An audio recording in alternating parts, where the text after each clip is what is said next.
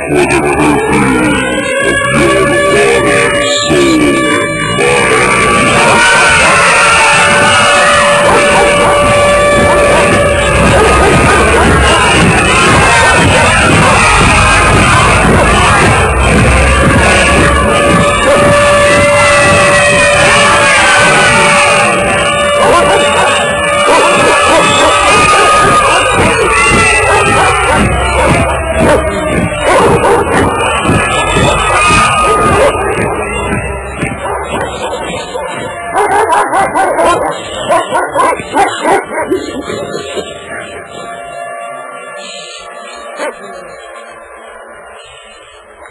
Good evening, folks, and welcome once again to the Hour of the Time. I'm your host, William Cooper. Folks, my voice has not improved a whole lot, and I really shouldn't be doing this.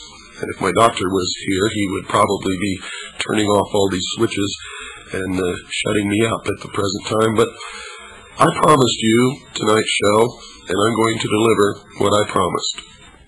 Please understand, folks, that I'm not giving you legal advice. We're just merely giving you the results of all of our investigations into this subject. This show is for educational purposes, and we advise you not to try to carry out any of the procedures that we may give you on this show by yourself. There are many traps to fall into. That's why organizations like the Pilot Connection exist. And they do charge money for their services, folks. This is America, you see. This is not a socialist country, and they're entitled to charge money for their services. The small fee that they charge to set you free from the criminal organization known as the IRS is well worth the money, folks. And we'll be giving you their address several times during this program. Make sure you have pen and paper, and be ready to write down the information that you hear. What you're going to hear now describes me perfectly. You know, I really get angry with a lot of people. You know, I played several constitutional programs on here, and the one show that I played about the Creator-endowed rights, I think, was one of the most important shows that I've ever done. But very few people ever call and ask for those shows. They want shows that tell them how to save money or how to save their assets. Now, I'm going to say this, folks, and you better listen to me very carefully. Our country is in danger. Our Constitution is in danger. Without the Constitution and the Bill of Rights, none of us would have any assets to save. And I'm going to tell you, if it goes down the tubes, if this country is destroyed, if the Constitution is relegated to the trash heap, you're not going to have any assets. They'll all be taken away. Because the New World Order is going to be a totalitarian socialist state. And everything of value will be redistributed. Now, I hope you understand what that means, folks. There will not be any right of private property. That's one of the tenets of the Communist Manifesto. International socialism will do away with the right to own private property. So I want to tell all of those of you out there who are primarily and only concerned with saving your assets that if you maintain that position, you are going to lose not only your assets, but you will lose your ass in the process. And I'm not talking about that four-legged one out in the barn. Well, folks, that song is me to the T, because I learned something many, many years ago. Freedom is the only thing in the world that matters. Nothing else means anything. You see, if you're free, you can have whatever you want, whatever you're capable of earning or building or making or creating, you can have. If you're not free, you can't have anything. You can't do anything. You must ask permission. You must grovel and beg. Freedom. You know, if we sit still and do nothing, we're going to lose our freedom and thus everything that goes with it. But if we risk everything now, then maybe we'll lose everything, but we win our freedom, we win the battle. Then we can earn it all back. We can create it all again. We can gather to us whatever we deserve through our honest efforts and labor.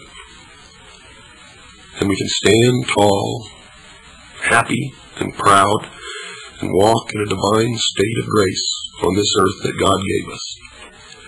You can do none of that in chains.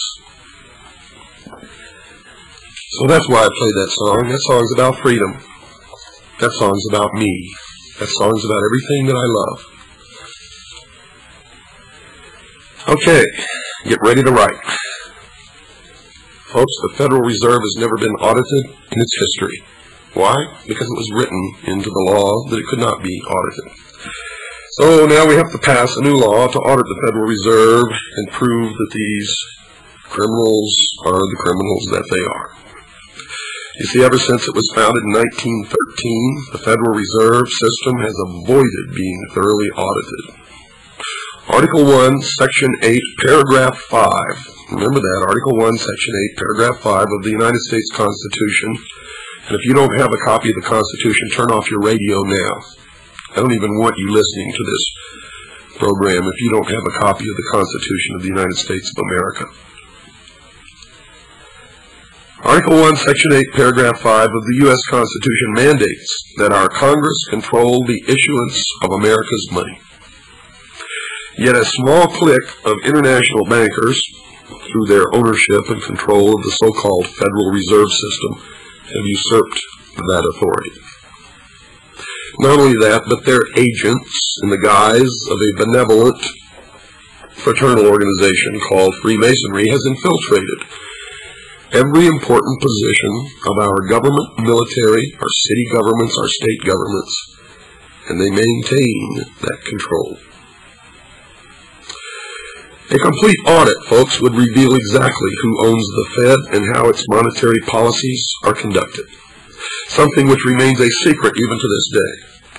Contrary to what you may have been told, the Federal Reserve is definitely not federal any more than federal dry cleaners is federal. An audit would also reveal how its rich and powerful owners and controllers use it to control the money system, to control interest rates, and to swindle taxpayers. It would let us know if Japan really owns more of the United States than we think. But it's not Japan you should be worried about. They're fifth on the list. First is the Dutch, the Netherlands. Second is Great Britain. Third is Germany. You know why y'all pick on the Japanese? Because at heart, you're all really racist, and I abhor that. You see, Japanese names are easy to recognize, and Japanese faces are easy to recognize, and so you blame it all on the Japanese. Well, you're wrong. The greatest foreign property owner in the United States of businesses and land and property is the Dutch, the Netherlands. Second is Great Britain, and third is Germany. So stop it now. If you're angry, you have a right to be, and I want you to be, because anger instills action. We're being told that the Fed is currently being audited, but the kind of audit that needs to be conducted is not being allowed. You see, it's not really being audited at all. It's just a smokescreen to keep you off their back. The American people are not interested in how many pencils and paper clips the Fed uses each year, and that's the kind of phony audit that they're really carrying out. The fact that an in-depth audit of the Fed has never been conducted is just one more sad example of how Congress, because it never hears from the public. In fact, more than 95% of our citizens have never, ever written to a congressman or senator in their life. And Congress is controlled by rich and powerful special interests. The people have abdicated.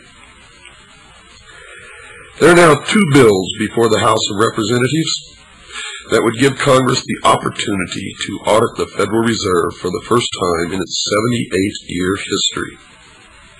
Now, I'm not going to tell you the number or the names of these bills because I want you to call your congressman and find out for yourself. I want you to learn to take control of this government. And if you don't do this, you have no right to cry, no right to complain, no right at all. These two bills would be monumental legislation that could ultimately result in taking control of America's money system out of the hands of the international bankers and returning it to Congress as the framers of our Constitution, and as our Constitution itself clearly states. These bills will not be passed unless Congress hears from American citizens like you. Congress will vote according to the wishes of those who they hear from the most, the powerful, the rich, the controllers, the puppet masters of the world. It's just that simple, folks. You know they'll hear from the banking establishment, don't you? Well, folks, will they hear from you? That remains to be seen. We know writing letters to your representatives is difficult. Writing letters to your senators is difficult. It can take an hour or more of your time. But folks, if you'd stop complaining and bitching and griping and just sit down and do it, you find that it'll take less time than all the bitching and griping has ever taken. And then you can begin to take control again.